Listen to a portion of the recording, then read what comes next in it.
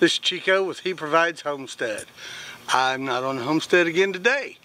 I am going to introduce you to some really cool folks.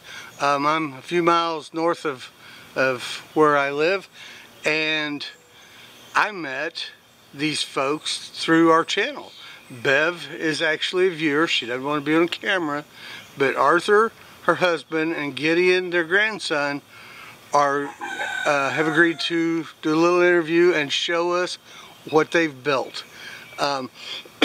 You're going to love what it cost them, and they're going to tell you about that. So we just pulled in the driveway, and I'm going to go up. Arthur and Gideon, I'm going to introduce them to you, and they're going to show us their little chicken setup. So we'll be right back. We are at Arthur and Bev's, and they are, well, Arthur is right here and Gideon is right here. How are you doing, guys? Pretty good. Good. They are going to show us their chicken setup. Would you guys like to lead the way? When we get out here, guys, they're going to tell us how they built it, what it cost, the whole bit. It's hugely interesting, and I assure you, you're going to love the cost. Now, we've just come off their front porch, and we're in their chicken area, and they've got some beautiful birds.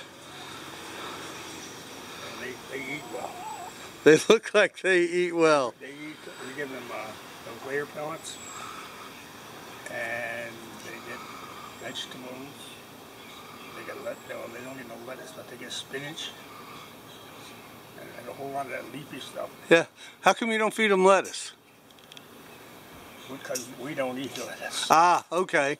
I was making sure I wasn't doing something wrong, because I've been feeding lettuce to mine. No, we just don't like lettuce. My wife and I. So we feed them the same as what we have. Kitchen scraps? Yeah. Do you save your eggshells and feed the shells back to them? No. No? No, we give them calcium. Calcium. For the eggshells. Okay. Do you pick it up at a local feed mill, or? Yeah. We get it from up in Mitchell. The feed mill up there. I'm planning to go there soon. I'll pick. We get their granite pellets, small ones, like that, so they can reload their crop and digest their food. Okay. Let me ask, I do want to ask you this. On the picture Bev sent me, what's the purpose of the hole? Well, we used to have ducks. Ah. So we had a small pond in there. Okay. After a while, we got tired of the ducks because they're dirty old things. They crap everywhere. I've heard that from other folks. So we got rid of the pool, and we got chickens, and then we started putting that stuff in there. And lo and behold, the worms came back. There you go. So they get in there and scratch and pick up worms and insects and all sorts of stuff. Cuts down on the feed bill. I like a cheap feed bill.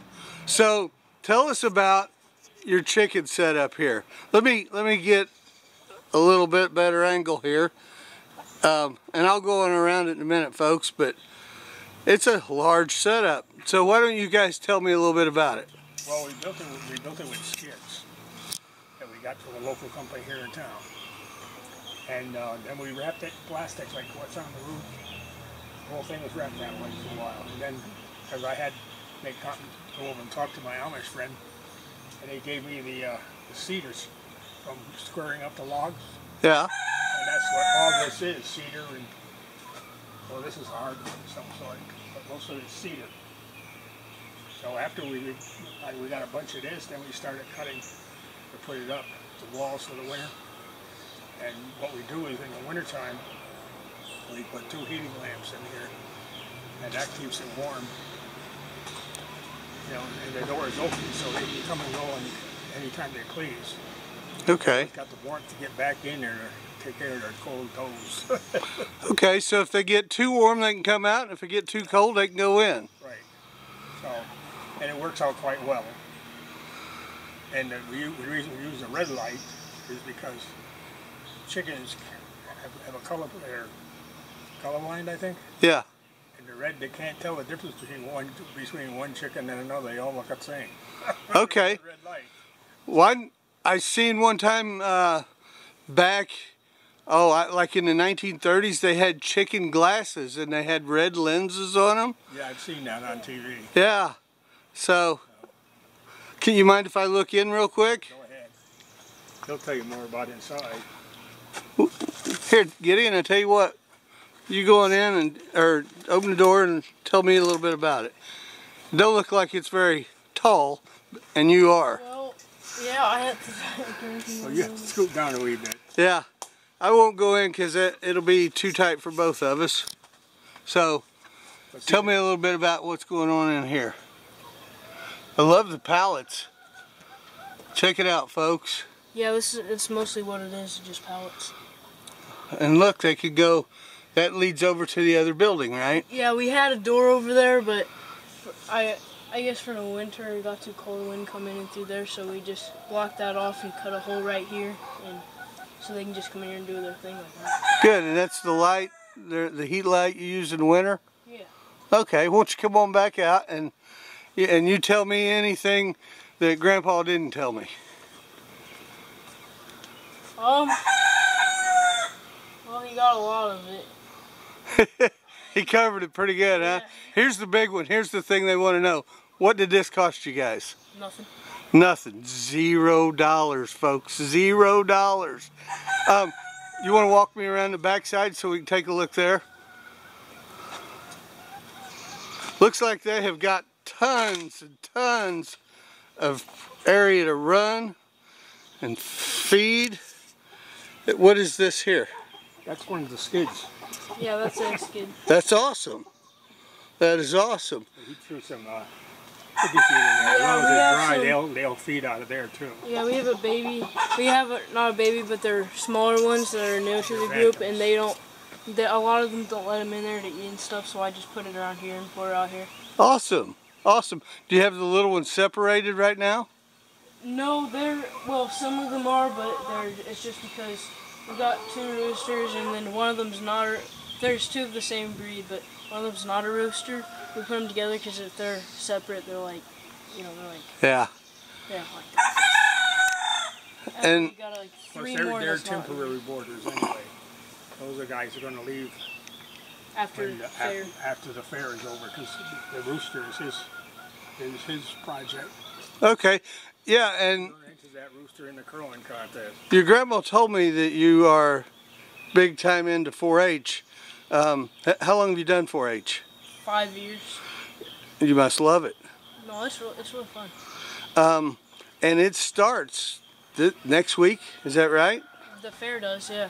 Yeah, the annual 4-H fair. Great. Is there anything else you'd like to tell me, Gideon?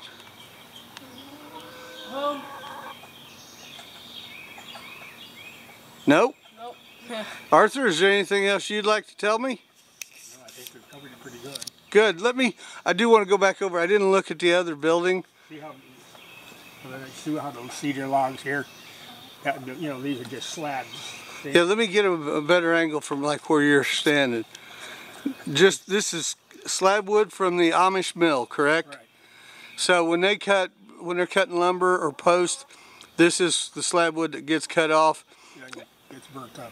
Yeah, and then they have such an abundance they gave it away, right? Right. That's a good resource, folks. So I'm gonna walk around here, Arthur, and see this other one. How many not roosters, how many chickens do you guys have? Was it 19 or 20? 19 or 20? Well, I feel inadequate, Gideon. I only have 8. I have 7 hens and 1 rooster. So the town ordinance says you're going to have 10.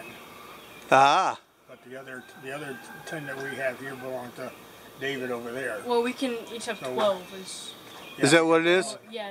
And David's got some here too, because he's in construction and he ain't got no room. Is that your neighbor? Yeah. Okay. So